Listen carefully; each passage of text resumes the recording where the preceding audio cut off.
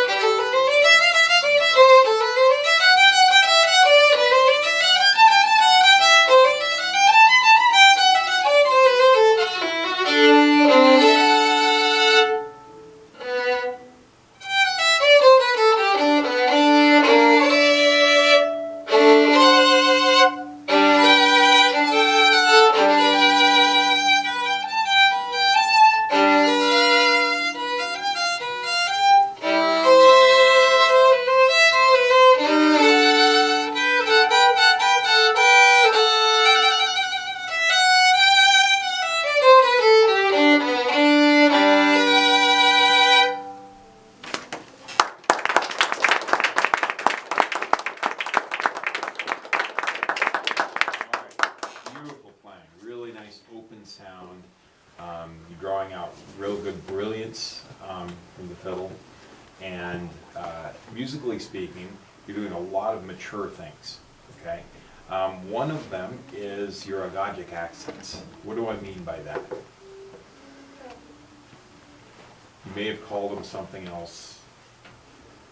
What I mean is there are certain notes that have emphasis that you pause a little bit Yeah, on. you like take a pause to move into like the new kind of like section you're going into. Yeah. Or there are important harmonic moments and you want to emphasize them through length, right?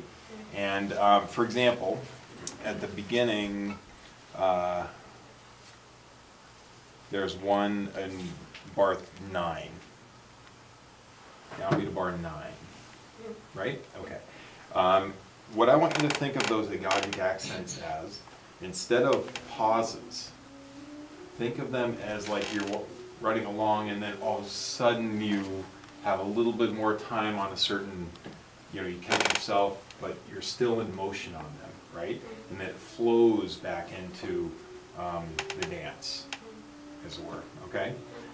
So I never think of the agogics as stops. They're actually bridges, you know, to the next phrase. So would you play for me, starting in bar 7, which itself is an agogic accent note, but have it flow boom, dee dee dee dee dee dee dee dee dee dee doo doo doo doo doo.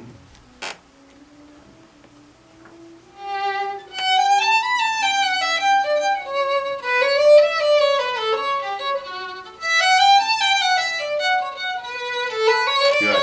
Okay. Now, you're placing them beautifully, but I almost think they almost sound a little bit textbook instead of musical. You see what I mean? So instead of dum da da da dee dee dee dee dee dee dee dee dum da dee dee dee dee dee dee dee dee dee dee dum da da da da da da, I want you to go dee dee dee dee dee dee dee dee dee dee dee dee dee dee dee dee dee. So instead of them sticking out, they flow more with the rest of the music.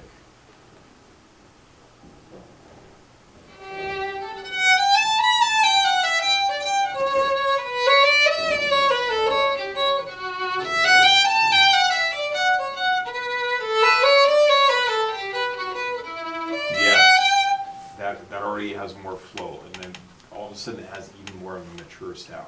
Okay. The other part of that is don't make each one the same. Each one should have a little bit of a different character, whether it's length of character, whether it's emphasis of dynamic, or whatever. And what character that is, that's your artistry that tells you that, right? And it might be different each time, but it should have a little bit of a ebb and flow to it. Okay, so one more time, same passage.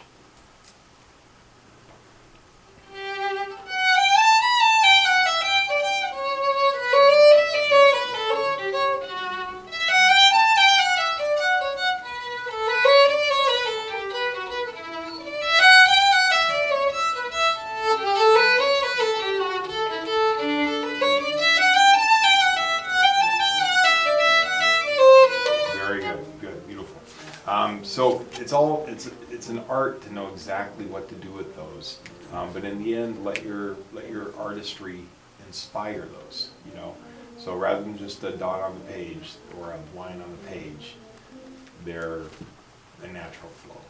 Okay, all right, and then where is the coda in this piece? Where's the tail of it? Start. The very end. It's near the end. Yep. Downbeat of bar 81 is actually the end of the movement, right? And then Bach says, "Yeah, but I got a little more to say," right? And so I want that to sound like it's the end. All right. So let's go from bar 78 and make that sound final. But then you have a little bit more to say.